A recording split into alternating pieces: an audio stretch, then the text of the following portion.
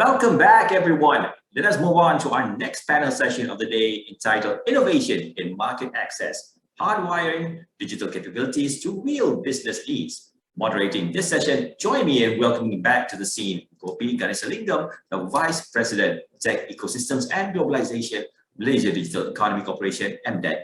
Over to you, Gopi. Good afternoon, everyone. Day 4 of the Disruption Week. Today, it's all about market access. This morning, we had a heavy duty with Australia and a bipartnership with Australia and Malaysia. This afternoon, we have a heavy panel. We've got 4 gentlemen very well known in the industry, not just in Malaysia, but in ASEAN.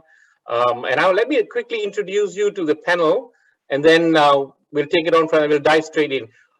Starting off with Thang. Thang is from Vietnam, from InnoLab Asia. Thang is an entrepreneur from Vietnam who's influenced startup innovation in ASEAN, especially in Singapore, Taiwan, Korea, Malaysia, and Chile. He is a co-founder and CEO at InnoLab Asia, implementation partner of Open Innovation Vietnam initiative from the Vietnam Ministry of Science and Technology for Open Innovation and Innovation in Vietnam and Southeast Asia. He is also the mentor at the National University of Singapore, United Nations Capital Development Fund, and Startup Chile. Secondly, we have Sudev Bangah, Managing Director of IDC ASEAN. As the Managing Director of IDC ASEAN, based out of Jakarta, Sudev directs the overall operations of the ASEAN country offices, development, sales, consulting, as well as marketing, and works alongside local and global organizations, C-level executives in their aspirations in developing robust plans and strategies for both countries. Having previously led IDC Southeast Asia Consulting Group, Sudev has brought that rich experience in the country level by providing advice and thought leadership to CEOs, country heads, and chief strategy officers. Our third panelist is Danning Tang, startup lead ASEAN ecosystem, Amazon Web Services. As startup lead at the AWS, Danning has been fortunate to work closely with the startups, investors, and ecosystem stakeholders across Malaysia, Vietnam, Thailand, Philippines, emerging ASEAN, and Pakistan. Prior to AWS, his background focused on representing startup founders and global investors on funding and M&A transactions in Beijing, Shanghai, and Singapore. From initial fundraise stages to listing on Nasdaq NYSE. He then joined Malaysia startup 123RF before embarking on his own startup founder and angel investing journey. Final, but definitely not the least, Khun. Khun is a serial investor. He's a veteran in innovation finance professional who heads up the strategy and investment department at Rice Corporate Innovation Powerhouse, a leading corporate innovation enabler who advises over 400 plus corporates and government agencies across the region to innovate faster, and CX Ventures. Ladies and gentlemen, please welcome our 4 distinguished panelists, well-known, well-regarded, highly influential in the ASEAN market. Welcome aboard. Thank you. So let me set the stage, guys. Gentlemen, thank you very much for taking the time to be here at MTM to share your knowledge, your insights in how ASEAN is shaping their cross-border sales and cross-border business transaction. Let me set the stage, and then maybe we'll get into questions and answers in a free-flow conversation. Like I said at the waiting room, it's a chat with coffee at Starbucks. Setting the stage. ASEAN is one of the fastest growing internet economies in the world. A GDP of over US dollars 3 trillion, 660 million in population, separated by cultures, different cultures, languages, and different government practicing different sets of regulations and legal framework. Physical connectivity has been the key catalyst in our cross-border trade. Not forgetting that ASEAN business forums, the G2G trade agreements, and the ease to travel within ASEAN has built our ASEAN business brotherhood. But the pandemic has changed all that. We're all stuck at home, countries, and a cross-border trade has become very challenging, especially when business, at least in this part of the world, has depended so much on relationships. Let's dive straight in. Sudev, I'm gunning for you. How do you, OIDC, see change across ASEAN? Changes in consumer behavior, changes in business model, changes in technology, please. Sure. Yeah. Well, thank you, Gopi, and a very good afternoon to everyone, and even the esteemed panelists. It's always good to be on a panel of very like-minded and intelligent individuals. So thank you for having me. So to set the stage, I guess the word digital economy has been around for quite a bit. A lot of countries have been touting a digital economy, talking about the need to actually move a GDP towards digitalization. But of course, it's a little bit harder than I think a lot of countries are realizing. It's a little bit harder than actually saying it. So we've seen various initiatives, obviously, across ASEAN over the past 10 years in helping to propel or drive sectors towards this edge of digitalization. Now, everything was going well until I think at the end of 2019 and the start of 2020. I think that's the elephant in the room. I'll be the first one to say it, the word pandemic. I think we've heard that often enough over the past 1.5 years. And that's where I think over the past two to 3 months into the pandemic in 2020, we saw IT spending actually for the first time in Southeast Asia actually contract at that point in time. So running up to May in 2020, we were looking at a -4%, almost -5% contraction in IT spending across ASEAN economies. And we were then at that point in IDC, we started tracking the market on a monthly basis. We realized that the change was so quick that we had to actually pay attention to how governments were reacting, how organizations were reacting. And at that point, because like it or not, a lot of countries were a little bit clueless in how to react to this, we saw everyone tightening their belts and just saying, you know what, we're going to wait and see over the next 2 months, and we will react from there. Lo and behold, as we cut across the different horizons and the recovery horizon towards an acceleration horizon, the last quarter of 2020 saw that acceleration occur when it came to digitalization. So it's very easy for us to put a 20% digitalized economy, for example, in Malaysia, 18% out into 15 to 20% out in Thailand, 18% out in Indonesia.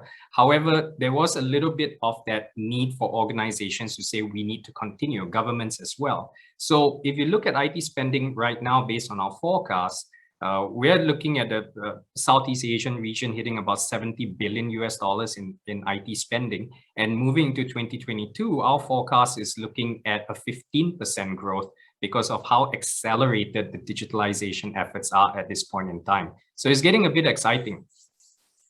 So you see a dip in 2021, moving in, starting off with a dip, and then now people are beginning to spend money on IT transformation, digitalization, both private sector and government, because there is definitely a need for this. So adoption is pushing in. So you see a very optimistic 2022, do you, Sudev? Yes, we do. Right now, 2022 is boding well for technology spend, investments back into the region. So we're getting a bit excited about it. When you think the government's also looking at IT spend for 2021, the rest of 2021 and 2022, which area of spend are they looking at in terms of transformation? Government specifically, if we look at government, a lot of it is creating a virtual engagement model with its citizens. I think that was the part that was the most impacted when the lockdowns occurred. Very simplistic things. I mean, take Malaysia, for instance, when I was locked down in Malaysia last year, when we had to do things such as stamping or getting physical wet signatures, that was still very much needed as a government process.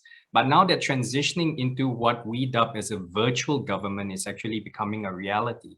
So when you look at digital government moving towards virtual government, I think that model is going to now be a very concerted effort to shadow the current effort and administrations of a lot of countries, simply because if a black swan event were to happen again, the government would need to be prepared to react to that.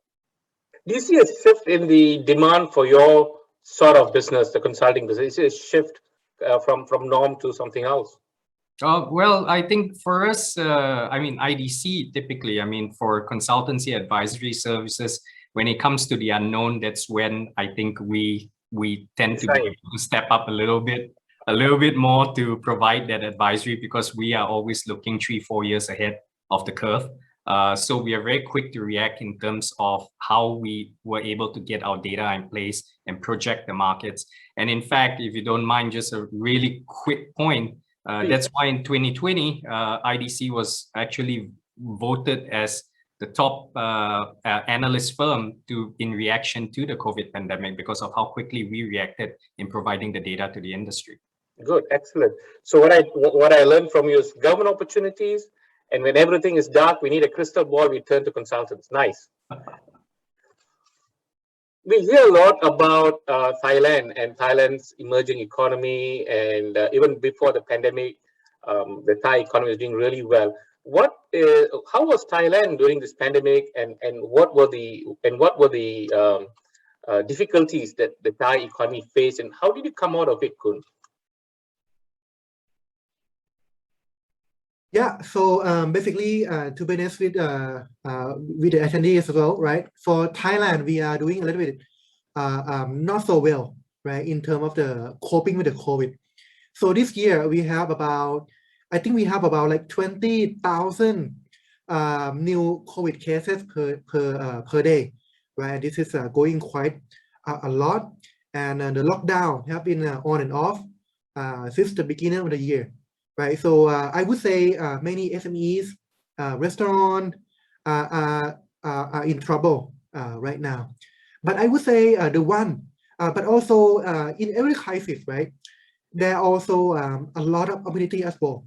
So we kind of see a lot of players, a lot of corporate who can digitalize the service, right? We see a lot of department store implementing omni-channel strategy, right? We see a lot of restaurants, a lot of e-commerce retailers trying to double the spending on the digital marketing and a lot of things. So both sides of the coin, we see the winners, we see the losers. But in the end, I would say adaptation, the speed of change, the understanding of the customer is the key. Still the key to win in the uncertainty and situation like this. Cool, you brought up an excellent point, adoption of digital technology.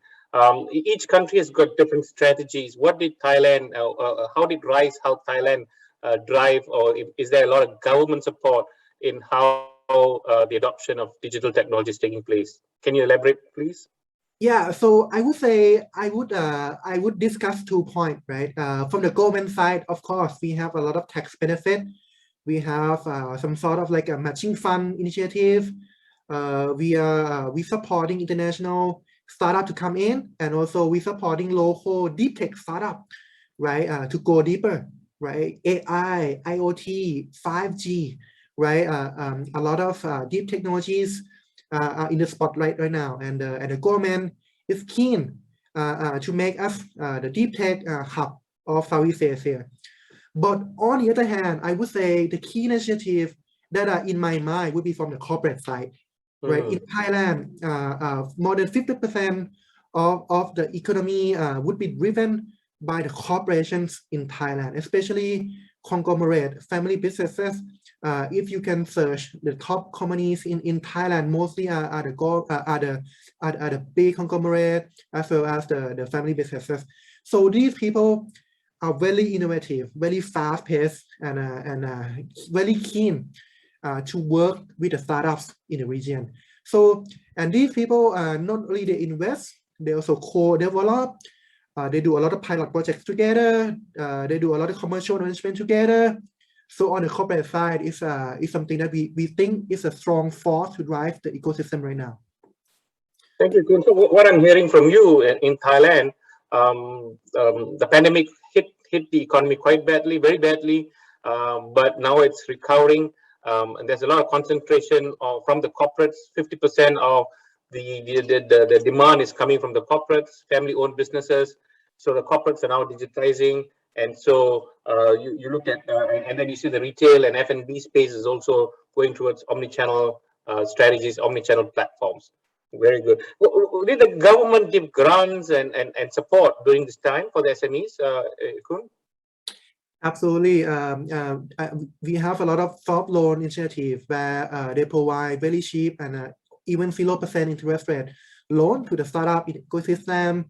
They have a lot of even some grant for free without having to pay back. So we have a lot of things, initiative like that going on, but I would say not enough. I would say if I have a chance to talk to the government right now, I would say, hey, should spend more. You should double down the support right now. The startup need to. So this is something that we need to do more in the country. It's never enough. Thank you very much. Thang, let's go on to Vietnam. I mean, Vietnam, as we read in the news, you've combated COVID much better than a lot of us. How is the economy then, and how is the digital economy shaping up in Vietnam before the pandemic, during the pandemic, and now as you're probably coming out of it? Thanks, Gopi, and hi everyone. So last year, Vietnam is quite proud that we are the COVID hero, but this year, with the new variant, the situation kind of changing. And in the last 7 days, average, we have around 11,000 cases. So it's not really a good number to show. So actually, it's affect a lot of business in terms of the way that they contact with the customer and the way that our economy working. So because that's why a lot of corporation trying to find a way that how can they approach the customer. As we all know that our business, the business model of a corporate is shaped by the demand and supply. And now with the new situation, how can the corporate communicate and create and deliver the value, who they will partner with and who the customer will be, and how can they communicate and engage with their customer in a way that they add the most value in. And with this in mind, one of our customer trying to put their digital platform where they can get more insight from the customer, from the customer behavior, and from there they gather the information and they analyze that, and from there they provide more of the customized product to the customer. From that point of view, I think those who take the pandemic as an opportunity for them to increase the digital transformation will be the winner in the post-pandemic in Vietnam. And those who think this one is just like a temporary and they can come back with the old habit, I think they will be left behind. And this is something that you can look at the economy of Vietnam, because the dominant business that account for the Vietnamese economy is the SME, and some of them are lacking of the technology application, which is quite sad for that. So that's why those who can apply with the digital transformation is a good change for them. And if they do it fast and efficiently, and I think after COVID, everything will be fine for them. So very interesting, because so Vietnam, when you say that the COVID is getting back again, situation is bad. Is everyone working from home in Vietnam? Are you locked down? Are you in a situation of lockdown now? Yes, we are in the the most severe lockdown in the next 2 weeks, because after the next 2 weeks, if the situation is better, the government will lift with the new decree. But now we have the involvement of the military on the street, so we have to stay at home. And if you want to buy some food or some necessary thing, there will be military member come to your house and take your order, and they come to the supermarket and get it for you. Wow. It's kind of like a new experience for us. So work from home, business is now done online, matching is all done online. You spoke about corporate partnerships. That's the way to go, and that's the model that Vietnam is looking at. You're looking at corporates driving digital transformation, and working with SMEs, particularly SMEs, to work out digital platforms. You also said very strictly that all those who think that the old way of coming back into the economy, there is a chance for the old way to come back. You think it's not. The new norm is the way to move forward. Hence, digital transformation is here to stay. Right? Very good. So very different perspective from what Sudev mentioned, what Thailand has spoken about, and now Vietnam. But let us hear from a born digital company, AWS, born digital. They don't know brick and mortar. They were born digital. They had a specific go-to-market model. And let's see what they are going through, whether they had gone through changes as well during the pandemic. How are they managing their business? Denning, over to you. Hi, Gopi. It's great to be with everyone here. I was actually thinking about this day, being very stimulated by everyone's conversation, and also being very minded that we are still in the Starbucks coffee shop and having this coffee chat. So don't forget, you are working for one of the richest companies in the world, so money shouldn't be a problem for you. More money always a problem, but we'll come to the money talk maybe at later part of this call. But like everyone, as Sudev mentioned, the pandemic has really struck everyone. People are in pain, we're a world in pain. But again, with disruption comes opportunity. All of us are talking about digital transformation. This has been the talk before the pandemic, and the pandemic basically accelerated all these actions. We found that enterprises, SMEs, some of whom did not even have a digital presence, started to scramble and overnight literally said, we have no choice. We've got to go digital. We have to go onto the cloud. For large enterprises who have been mulling over the big exercise that comes with digital transformation, they just overnight they did it, right? So that whole digitization and going to the cloud experience just accelerated. Another way of looking at it is basically everyone's becoming a startup.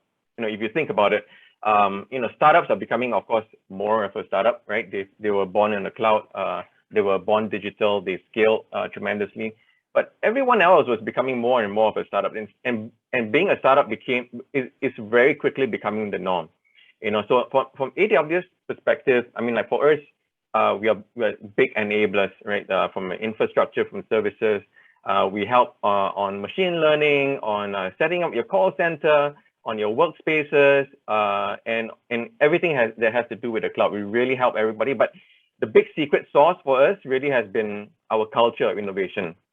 If you ask any Amazonian, what is that one thing that you can point to that has helped you as an organization succeed, has been this culture of innovation that we have in us. So we start from within. Amazon is like one big startup. We are entrepreneurs. A lot of us are entrepreneurs, either in heart or by background, and we share this consistently with everyone in every conversation that we have. If you ever have an opportunity to sit in a conversation between an Amazonian and the customer or a partner, you will hear this same things being said. How are you innovating today? How are you thinking about the future? How are you projecting into the future? Are you working backwards from from a need, from a customer need or a customer problem? Are you solving this? It's always about innovation, and it's so ingrained in us that it's natural. So everything that we do, we think, whether it's a small innovation, whether it's a think big, we expound this day in, day out, and I think that's really the secret sauce. In terms of how we have changed, so we're always learning, always experimenting. We've been kind of fortunate. I can speak from the perspective of the startup team that I'm in. So for us, we didn't start off as a big team. There was not many of us, and before the pandemic, we were fortunate to have hired out locally in different countries in the region. So when the pandemic struck, we were like, oh, thank goodness we have people on the ground. Even though if it's virtual, we still have people on the ground. And we started to invest and focus a lot into enabling our teams on the ground to do their work, right? And we started to invest globally into how people work from home. We accepted from very early on, this is going to stick for a period of time. We made very bold decisions from early on, months and at least months ahead, many months ahead, and said this is going to be like this for a period of time. Let's make our guys as comfortable as possible, as productive as possible. We started to invest, right? So I think that's very key. Investing into your teams to be able to work from home. So I think that making those quick decisions and putting money and thought behind it was very important. But it's not gone perfect. To be honest, it's not gone perfect because there's a lot of aspects about people are just changing their lives. I mean, like Amazonians just working in ways they've never worked before. I went from 80% travel to 0 overnight. It's a big change, right? And then you have kids running around.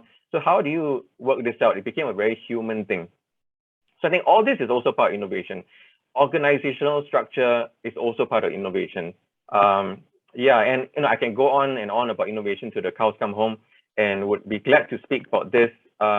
If like Sudev, I'm going to leave with saying something. If you're keen to learn more about innovation, you can search online about how Amazonian think about innovation from a day one perspective, and also from the perspective of working backwards. It's a very interesting concept. Happy to talk more on later on. Thank you very much. That's actually good insights coming from the top company in the world, and probably they remain number one because of the culture of innovation, culture of entrepreneurship, culture of investing in people, culture of being resilient and pivot according to the how the market changes take place. So that's a very important lesson, not just for us here in government or in driving the ecosystem, but even for entrepreneurs who are now going through these changes every day. So, I just want to touch base on what Malaysia has been doing in terms of market access. So MDEC, we've been running a market access program for our tech companies, and we built ecosystems in 12 markets. With the help of IDC, who has been our partner in this market access initiatives, we've seen a lot of on-the-ground support, physical market access. And we've seen some tremendous growth in the market access in the last 4 years. And but when it all went into the pandemic, we've now switched the model to an online model. It's not been easy. It's not been easy. The traction is low. I think it's got a lot to do with the ASEAN culture of relationship. Business and relationship are always together, right? So you build a relationship, then you conduct the business. So I think there's a culture that's across ASEAN. So our observation, or my observation, is that culture is changing quite rapidly. I think people are getting comfortable on video calls. People are getting comfortable in building a relationship on video calls. People are comfortable in having a coffee, thinking it's Starbucks. It's changing the world, and that's something that we're working with IDC as well, because IDC has got a better view in terms of market. So with that change, gentlemen, Sudev, how do you see market access? How do you see building capacity? Because every market in ASEAN is building capacity, and they're building it mostly from outside the country, right? A Thai company, yes, it's got a huge market, but it's also an international, regional company. How do you see that growth of regional trade or regional partnership taking place in the next 1-2 years? Yeah, I think that is a very valid question at this point. When all of this started to occur and everyone started to jump on collaboration applications and do video calls, I mean, at a point in time, there was still the need for a lot of video calls to be very seamless. Make sure your background is good. Make sure no one walks into camera view. But I think now it's very accepted when these things occur. I mean, we remember the news story about somebody on the news and his wife running in with the children rocking in. Now, if that happens, it's an absolutely accepted part of working from home and in this dynamic. And with that said, I draw that with parallels across the business as well. It's become an accepted norm now that rather than get on a flight and get across, whether it's to Jakarta, whether it's to Hanoi, whether it's across to Bangkok, it is now an accepted norm that if I can have a call with you right now, and get it over in 30 minutes, let's just do that. Let's just get on video. But Gopi, your point about having the human touch, meeting each other, that form of relationship, yes, is very cultural. It's something that we do enjoy doing. It's something that we think that ultimately when the fatigue actually, continues, unfortunately, the oft-mentioned, whether you call it Zoom fatigue or Teams fatigue or whichever, when that hits a point, as we saw in Singapore, when the economy started to open up, everybody started to just veer out, meet out in restaurants, in droves, and say, let's chat, let's do business that way. But the good part about that is that unfortunately, when things lock down again and when things get uncomfortable again, 20,000 cases, 11,000 cases, whichever, the transition back into doing this, what we're doing right now, that won't be as heavy as it was a year and a half ago, 18 months ago. It would not be as heavy. So we're seeing a lot of businesses now run like this. Also at a very cheeky point, when you look at P&Ls, and I think Amazon, being the chief of innovation, also you would definitely spot this very clearly for a lot of companies when it comes to P&Ls. The amount of money they've saved on travel costs and accommodation has been great to every company's bottom line. It's just been tremendous. And when you look at that and when you reverse it and you say, are we going back to full-scale traveling and meeting and business meetings?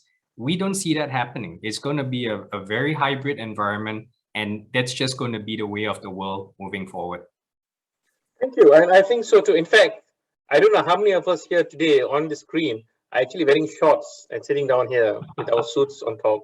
So the world has changed. And you're right, Sudev. I feel that when I go virtual for a day, I can close off a lot of meetings. I don't have travel time. 1 hour to travel and come back. I don't have parking. Just go in there, you finish a meeting in 40-45 minutes, and you go to the next meeting. So you're actually working a lot harder, a lot more efficient. But end of the day, how long can this drag on? You need that personal touch as well. So I understand, and I'm with you that it will be a hybrid model, but I think a lot of us appreciate the online model as well. Thang, what's your view on how do you see things changing as the economies open up and we have a chance to go back to almost perfect face-to-face meetings? Do you think that'll change? To be honest, I still believe on the human touch, and we are as a social animal, and for sure that we have to accept that this is the period that we still need to survive. We still need to do business. So anyway, we need to find the best way to do with our partner, and how we can fact check whether this is the reliable partner. How can we deal with them, and how can we build a KPI with them? So then it's easy for us to trust on it. But at the end of the day, to be frank, I still believe that we still need to see someone, like if this is the panel. And of course, after the panel, I would love to help everyone. But with the screen like that, how can I do it? And recently, we have a few contracts. And normally, the duration of one contract that our company have, we just take like 2 weeks to have it.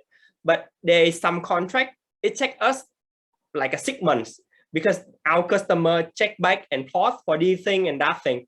And for some time we feel like, what are you doing? We tell you everything. Why do you need to check this stuff? And they told me the same thing that I just shared, that, well, how can I know that you are reliable? We just met online. And these things, they cannot check like for the screenshot, maybe because I have the better setup for the screen. So I look like a more brighter than my partner, and my partner, like they are on the WC, for example, and they have to set up the cone, and they look not really nice. So how can we know it? So this is something that I still believe that at the end of the day, we are social animal. Things will not go back, but we still need to build relationship, and the trust should be built offline. And so the ASEAN DNA on relationship will never change. Yes, we will go back to the trust factor, the body language factor, a meal, a drink, and yes. Okay, very good. Thanks, Thang. How do you see these things changing from your perspective? Thailand has got very similar culture as Vietnam and Malaysia and Indonesia. How do you see that? I actually agree with Sudev, with Rang, and also with you, Gopi. So we have very relationship-oriented culture. In the end, know who is more important than know how, right? In this region, but we have to accept the truth that this is the new normal. And to be honest, I'm not sure when we're gonna go back to the same way as before, right? As COVID keep evolving, and with the Delta variant, and then should be some new variants coming up as well. And how we gonna do business in a new way, in a new normal. I think this is something that we have to accept, right? So our venture capital fund, CX Venture, since last year, we have been investing without flying and seeing the startup in person, and that is really tough because we need to do due diligence, right? We want to know the founders. We have to test the technologies, right? How do we do that, right? So we all have to accept and find new ways to forge, to cultivate new relationship.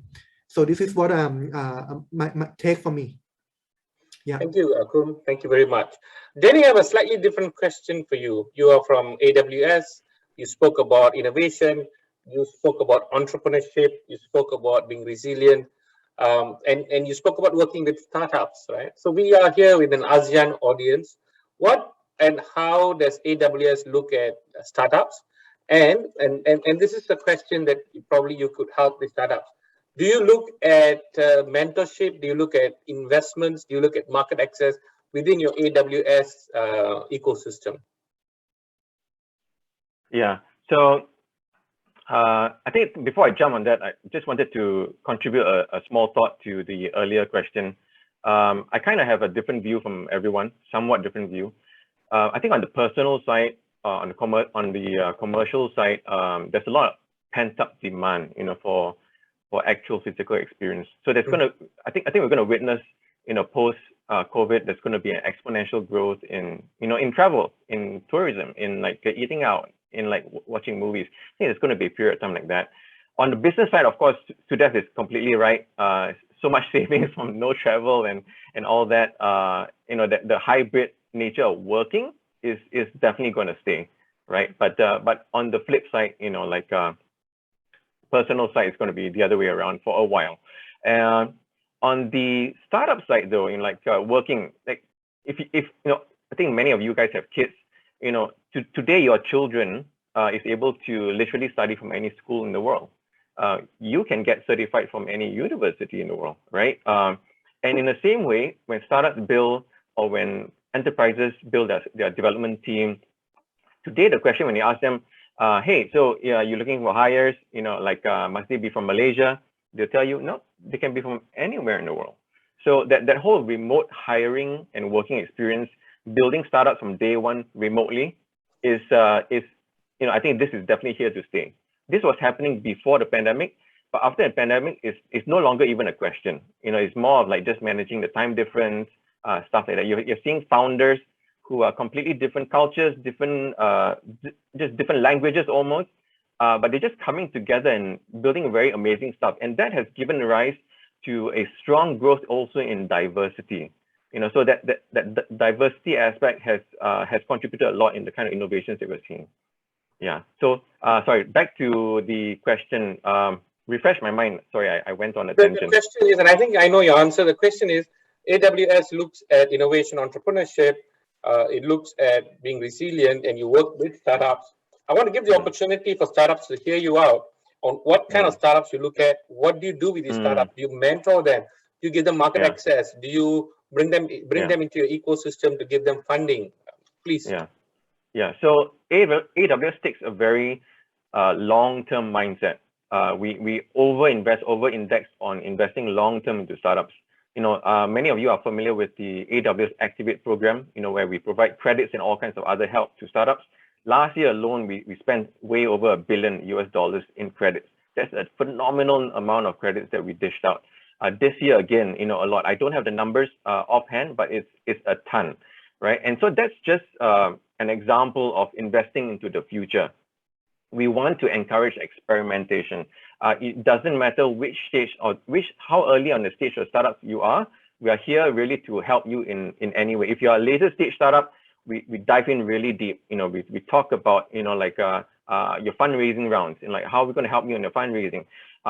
We talk about your go-to-market strategies. If you are a SaaS startup, you're providing a solution. Who are your key customers? Which markets? Like who do you want to talk to? Who do you want to connect to? How are we going to get you that POC that leads to a contract? We dive in deep, to do that.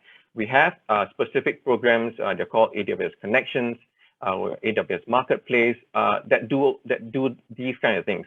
But in a lot of engagements, some of them are one-to-many. We are really startup agnostic. We just want to help. So I can't tell you some of the numbers because I'm not allowed to, but I can tell you that it is a long-term view. We really, from a corporate perspective, we break even like years away, on a lot of these initiatives, because we are a startup ourselves, and we really want to encourage this innovation. We think that by building, the ecosystem and helping it grow, ultimately it benefits everyone. It benefits us as well, and all the more if we had played a key role in it. So this is an area that we will continue to invest, to build in, and to grow the teams that support the startups. Yeah. Very good, thank you. And to support and to further elaborate on that, I'd like to talk to Sudev. Sudev, we have a community of very established entrepreneurs, right? And some of these established entrepreneurs are not necessarily gone fully digital, so they have a lot of money, including the corporates, right? What kind of technology do you see emerging from this post-pandemic? What do you think they should concentrate on? And this also allows for startups who are in that space to go and see these corporates and to pitch their ideas, so that the money just goes back into the ecosystem, and we find that new disruptors coming up. Where do you see technology moving? What are your bets? Yeah, there's a couple of ways to answer this question. I would be a little bit cautious in mentioning an exact technology that would be I guess what we've seen over the past 12 to 18 months have been poster child technologies. That's the term I wanted to use. When I say poster child technologies, it has been the technologies that have been which have been labeled to say they are going to save the day for many organizations when it comes to recovering or maintaining or sustaining their business in the pandemic or post-pandemic as well. So typically we saw an acceleration around cloud-based infrastructure modernization type projects. In fact, there was a 10 to 15% jump in Southeast Asia in terms of the intent to want to spend around that. There was also an intention around analytics. However, when you break it down around analytics and AI, the use cases, that was what was all over the place, that many organizations couldn't pinpoint exactly what they wanted to invest in when it came to analytics. They knew they wanted to do analytics, they just didn't know what exactly within the organization. And then we hear IoT, we hear security services. So those were basically the top four. And of course, automation or IT service management was a very core part also of the infrastructure modernization discussion. So then you hone it down a little bit, and surveys that we just got back. Literally, I was looking at a survey just before coming on in July. You see that the use cases are becoming a lot sharper. So now when you talk to majority of organizations in Southeast Asia, they're asking the question, how do I engage better with my customer during this period? Because that's not going to go away. Now, for the longest time I say the longest time because it felt like 2020 feels like still ongoing. Sorry, for me, it feels like it's still 2020 right now. But for a very good period, everybody, when they were looking at technology, was very inward. They're looking at how do I save costs? How do I increase profitability? How do I not go in the red? But now the discussion is around how do I continue to engage with my customer? How do I innovate? To Denning's point.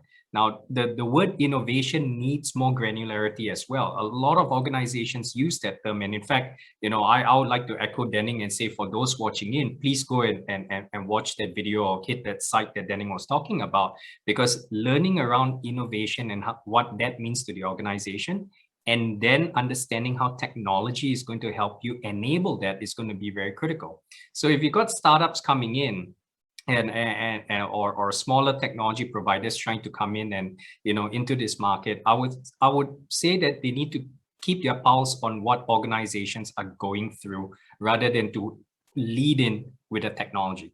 You don't lead in to say that I have a cloud-based platform for you. You don't lead in and say, I got an analytic solution for you. You go in and say that I can resolve this business issue for you. I can resolve this operational issue for you. So that would really be the lead in that they would have to use. So Sudev and Danny, if I paraphrase what both of you said, it's problem solving, and it's not pivoting internally, but it's pivoting to, because your customer has changed overnight. Your customer has suddenly become very digital. Your customer experience has changed. The customers are all going through digital transformation in India, and the mindset's changing. Right. So if you do not change, you need to change. So innovation, pivoting, resilient is what I'm hearing from Danny and yourself. And a quick comment on that, Gopi, if you don't mind, and just expanding on what Khun said right at the start. You know, you look at retail in Thailand, and you know, we've been looking at how Central in Thailand was very quick to adapt when the pandemic struck. And then when you look at their consumers, are consumers all going to run back to the mall when things are okay?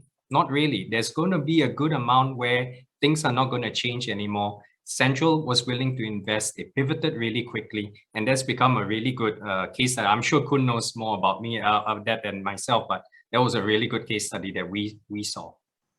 Very good. Khun, what's your take on this, since we are on your topic?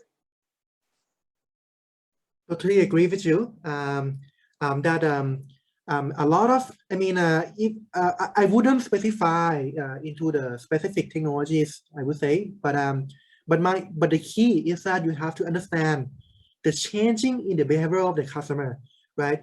Without pandemic, they used to behave one way, purchase in one way, use a service in one way. But now with the pandemic, how does the behavioral change, right? And this is the key that the corporation, that the startups, that the SMEs have to understand and adopt accordingly, right? With technology or not is the other question, right? But if you want to talk about the specific technologies, totally agree with Sudev, right? So a lot of companies are forced to go digital. If they are forced to go digital, then they need the infrastructure, right? They need to use the data better, right? They need to leverage the marketing strategy, digital marketing strategy better, right? To digitalize the product, right? So these kind of things are the things that we have been, when we engage with the customer, we always start from the customer side, right? How the behavior of the customer are, and then we look into the existing offerings and asset that the corporate has, and then what are the part that they're lacking, then we use the technology to fill in, right? So these are the way that we encourage the players to have. Interesting. Maybe I'll challenge today. So they said that the malls may not be there when everything goes back. But ASEAN, we all come from a mall community. We all want to go to the mall. Every weekend, we're all hanging out with our kids in the mall. It's part and parcel of our DNA, whether you are from Thailand, Indonesia, Malaysia, Singapore, Philippines, Vietnam, we all are a mall community, right? That's where we spend a lot of weekends. How and would this change? Would this change after the pandemic? So to clarify on that, yeah, you're right. I mean, everybody wants to go to a mall over the weekend, but these days everybody seems to want to go to a park and run around, which is very good for health, I think. But when the malls do come back, yes, I expect a lot of people are going to go back. But the challenge the malls are going to have are helping the retail outlets to continue to sell. So the buying behavior is going to change. The amount of us who have been on Shopee and Lazada and Zalora and everything at that will continue. That is definitely going to continue, and in fact, the acceptance over even buying a phone through the internet, there was something of a huge resistance for a lot of ASEAN countries, because we are a feel it, test it type of culture. We want to feel it, we want to hold it, and if it's expensive, we are very worried to use our credit card online. We are worried about scams and everything. But now we were forced to. And that evolution, there's some part of it which is not going to wait. The challenge is going to be for the retailers and the malls to create an experience within the mall to draw them back. And that's going to be an infusion of entertainment as well as retail. So what I'm hearing is malls who will go through an innovation period, they may repurpose, they will exist, they will be full and crowded again, but if the repurposed experience is going to be different. and AWS will make more money because we've got to store everything in there. So they will make more money. Fulfillment center, definitely. Fulfillment center there. Tang, what's your take from Vietnam? Do you have an opinion on this? Oh, well, what Sudev said, I think I could agree with that, but I good to add some more a bit. So so what happened with the COVID pandemic remind me with a story of more than 100 years ago about Spanish flu in 1917 and 718. So at that time, actually, people wear masks too, and the way that people behave at that time and change until time, and with the culture, with the strong culture of the ASEAN like this, and I still believe that with the technology can facilitate in this period, but our ethic, our culture, where we have the community, we form as a we feel that a part of our culture will not change. It may change our behavior temporarily during the pandemic, but after the pandemic, it will totally different. One small story of the Vietnamese family. A friend of mine, his friend for 3 generations got COVID, and like they refer that they stay at the house so they can take care of each other, and how can I say? Fortunately, they all survive, and they told the story to people, and they share that story how they keep themselves safe, how they encourage the people, and it looked like the pandemic, the disease that make those who are alone, isolated, feel like they are weaker, but those who in the community, they're gonna be stronger.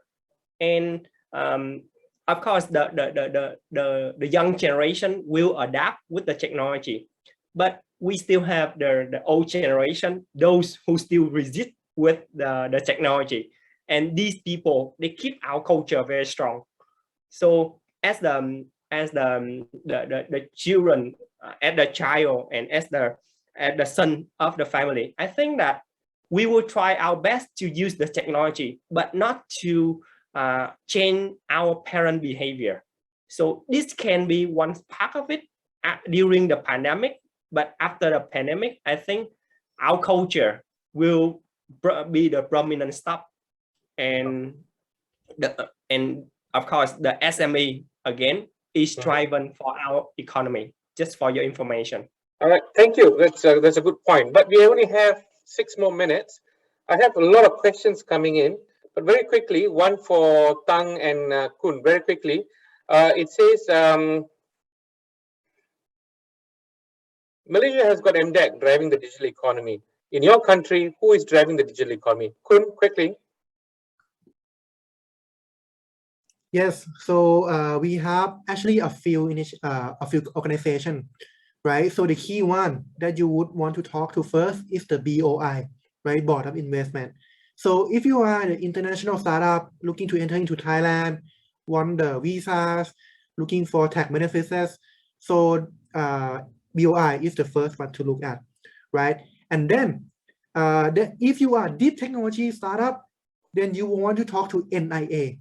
Right, it's the National Innovation Agency, right? This organization is the one that stimulate and steer the engagement with the deep tech startup in Thailand, right? So they are pretty well connected with the corporate landscape, right? And have a lot of grants, investment into the deep tech startup in Thailand as well.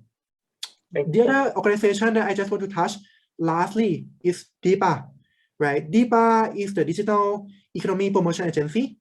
Mostly they focus on the digital side of startup, right? So they have matching fund. If you raise fund in Thailand, DIPA will put in some money as well to match the fund that you can raise here, for example, right? And a lot of accelerator program, incubator program with the DIPA organization, right? So these are the 3 key ones that I just want to share.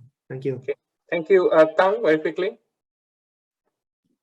So So if you want to expand to Vietnam, so let's connect with InnoLab Asia. Of course, we can help you with our program. But beside that, you can you can get in touch with the Ministry of Science and Technology or the Ministry of Planning and Investment. Some initiative and governmental agency like Saigon Innovation Hub or SSTB or any institute that support for digital transformation can support you too. But if you don't know any of them, just connect me and then I can connect you with the right one. Thank you. And for Malaysia, we have MDEC, which is Malaysia Digital Economy Corporation. Website is www.mdec.my, and MDEC runs the Land and Expand program, inviting entrepreneurs to come and set up their businesses here in Malaysia. So with that, we have 4 minutes. I have one last question, a takeaway, and I'm going to start with Huynh. What is your take? What do you want the audiences here who are listening to this conversation on market access and the challenges of market access? What is your takeaway, your advice to them? 2 lines. Yeah, so I have 2 advice. First is the relationship, right? So Southeast Asia is the relationship oriented. So you need someone on the ground, right? You need someone, you need go-to-market partner in the local market to help you in each market, right? So this is the first advice. The second advice is the hyper-localization, right? So a lot of startups in Southeast Asia, they have misunderstanding that, hey, I am in Thailand, I can just go to Malaysia tomorrow, and that's not the truth, right? The behavioral, the culture, the language are so differences, a lot of differences going on. So hyper-localization and relationship. Very good, thanks. Thang? So for me, applying digital transformation is not just the technology or the tool itself, but it's changing the culture. So be careful with that. So and do your best to invest dynamically so you can survive during pandemic, but also you can thrive after the pandemic. Yep. Thank you, Thang. Jenny. My advice to everyone who's listening today, you know, from what we've seen, there's the world, the region has never been as connected as it is today. You know, this common pain in the world has really brought everyone together, and there's really no excuse to go global from very early on. There's also no better time to be a founder, no better time to start your own thing. There is so much money in the market. Us, Sudev, us, Gopi, there's so much money in the market. No better time to be a founder. And with all the challenges that we're seeing, you know, like one topic we didn't get to talk on is on, you know, changes, for example, in China, the tech clampdown that's coming from there. It only means that the focus is more on ASEAN now. A lot of money that was allocated for Chinese startups, for example, they have to go somewhere. And a lot of it is being thought of for ASEAN now. If we don't mess this up, the next 10 years is going to be a real ASEAN story. And we are at the start of that. And if you become a founder today, this year, or next year, you can enjoy that whole journey, the whole ride. It's going to be ups and downs for sure. But I think we're going to come out strong. So no better time. Well said, thank you. Sudev, we started with you. We'll end with what you want to say, your wise words, your crystal ball. Thank you, sir. Well, to build on what Denning said, this is a very exciting time for ASEAN. In spite of the numbers that we see around the pandemic, I think business is continuing. We're seeing the spending. If we talk about China, we see the money movement as well to Southeast Asia. While that has been creeping in over the past couple of years, we're seeing that excitement grow at this point in time. Like Denning said, I guess in a very plain way, you need to park your money somewhere, and Southeast Asia is a growing market. You look across the world today and you try to identify emerging markets, you're going to come back very strongly into Southeast Asia. Going to the advice bit, I'm going to say, you know, resolve issues, don't sell products. I think that's the first thing I'm going to repeat myself on. And Khuyn's advice on hyper-localization, I cannot emphasize that enough. That is a very critical point for any entrepreneur walking in any other country's doors at this point. Thank you, Sudev. Ladies and gentlemen, you heard it from the experts. The experts have spoken. I concur with what they have said. Let me paraphrase. It is about ASEAN. ASEAN is going to be the economy, the digital economy globally. We are here in ASEAN. Our culture will not change. So localization is here to stay. So that's how the ASEAN culture is going to work. And no better time for a startup, no better time to expand, no better time for innovation. So back to the MC Hasrul. Have a good day and stay safe, guys.